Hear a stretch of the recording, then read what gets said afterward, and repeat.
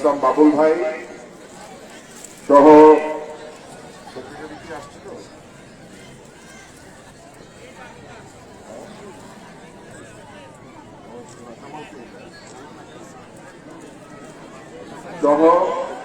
আমি সকলের নাম নিচ্ছি না,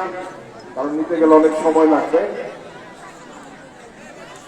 আমার সাথে সফর সঙ্গী হিসেবে এসেছেন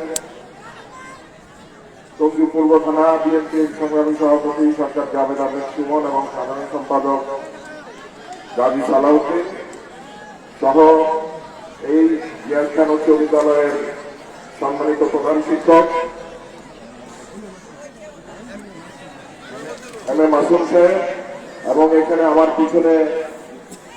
বসে আছেন শিক্ষকবৃন্দ এবং নেতৃবৃন্দ, আমার সামনে উপস্থিত অভিভাবকবৃন্দ, আমার প্রিয়